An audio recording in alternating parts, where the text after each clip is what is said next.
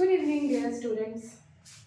हम जो सीरीज़ चला रहे हैं और वन बाय वन पोएम के डिफ़िकल्ट वर्ड्स को पढ़ रहे हैं, उसमें अब बारी है यूनिट 3 इंक्लूजन की। इंक्लूजन वर्ड का मतलब होता है समावेश। समावेश मतलब सबको मिलाना। Reading B, including all my friends is the poem inside this unit. अब इस पोएम के डिफिकल्ट वर्ड्स को हम पढ़ेंगे।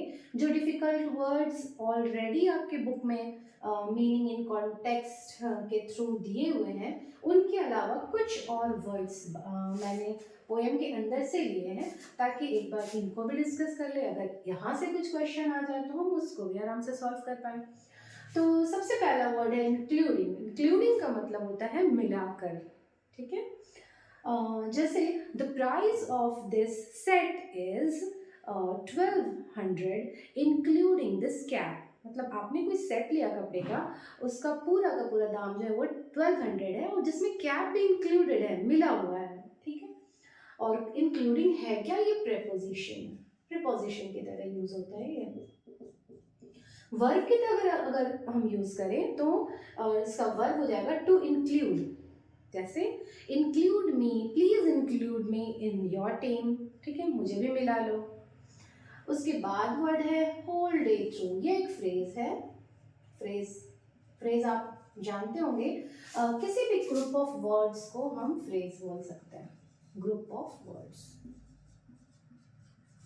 फ्रेज क्या है, ग्रुप ऑफ वर्ड्स है। लेकिन वो ग्रुप ऑफ वर्ड्स, अगर कोई ऐसा ग्रुप ऑफ वर्ड्स है जिसमें एक नाउन हो,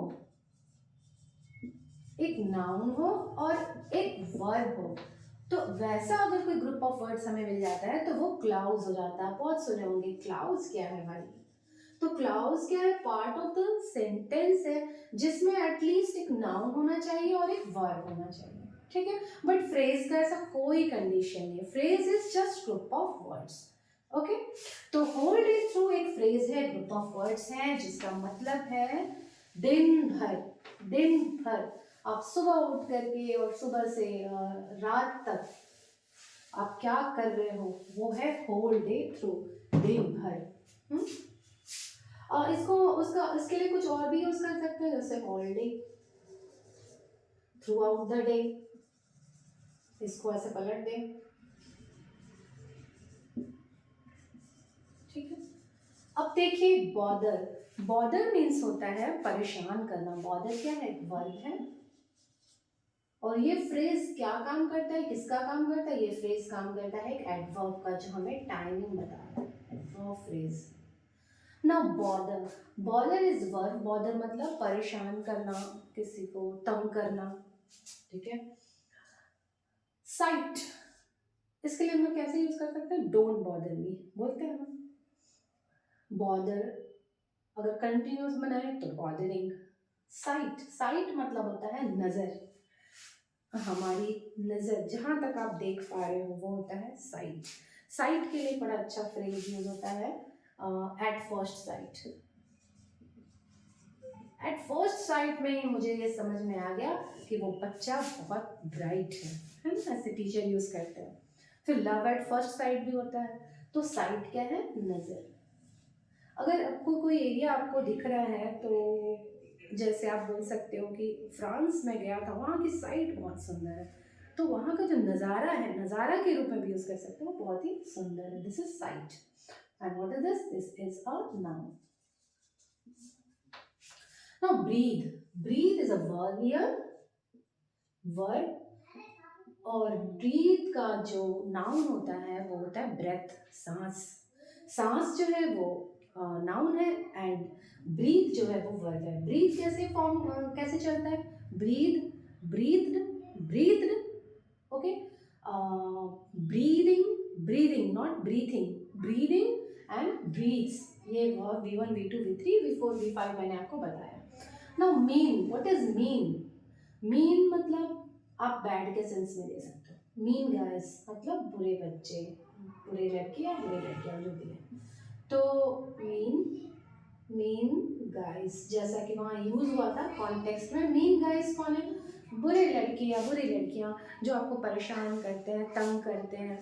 ठीक है, आपको बॉदर करते हैं, वो हो गया मीन, बैड के सेंस में यूज होता है, और this is an adjective.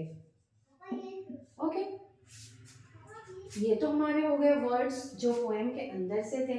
Poem के अंदर से ये भी वर्ड्स हैं, लेकिन ये ऑलरेडी बुक में बाहर किए हुए।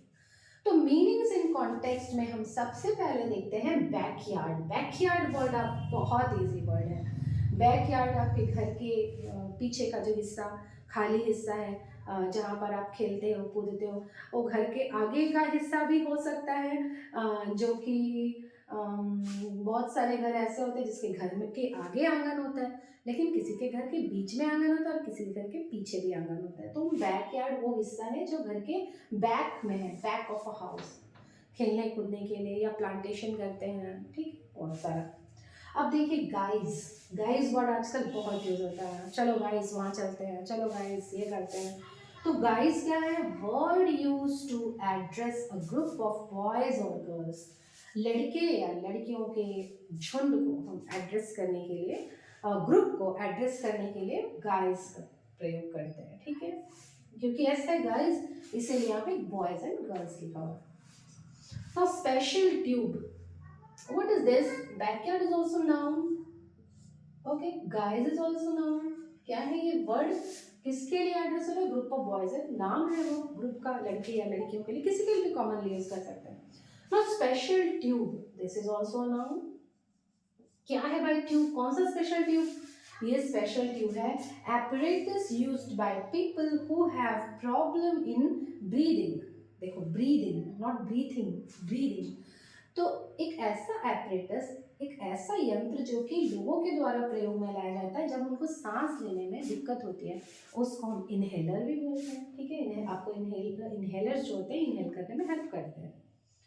Okay, now after that hide and seek. Hide and seek is also a noun। और क्या है ये गेम का नेम है हाइड एंड सीक। जिसको देखो लुका छिपी लिखा है, आपके हिंदी वर्ड है ये, लुका छिपी, एक गेम, ठीक है ना, मजेदार सा गेम होता है ये हाइड एंड सीक।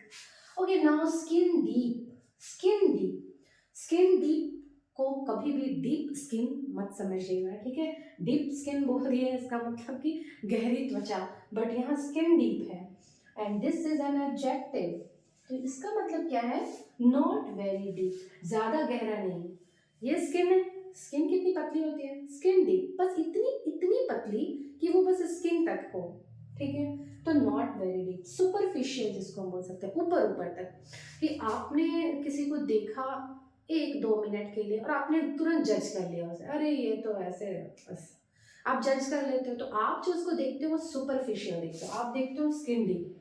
और किसी को जज करने के लिए एटलीस्ट आपको उसे बहुत दिनों तक जानना होगा, समझना होगा, आप उसके हिस्ट्री के बारे में जानना होगा, ये इंसान ऐसा क्यों है ना, उसके साथ रहना होगा, उसकी क्या मनसा है, और सोसाइटी के लिए उसकी वो क्या सोच रखता है। जब आप इतना सब कुछ जानते हो तब आपको किसी के बारे में कुछ राय रखनी चाहिए, बट हम ऐसा करते नहीं, हमें कुछ पता ही नहीं होता और बस हम तुरंत जज कर लेते हैं। तो हम क्या करते हैं? स्किन डीप देखते हैं, बस नॉट वेरी डीप, ज़्यादा गहरा नहीं देख पाते। तो दीज आर द वर्ड्स, ठीक है। आई होप आपको ये वर्ड समझ में आ जाएंगे। अब हमारा बस एक लास्ट यूनिट बचा है, यूनिट 5। Thank you.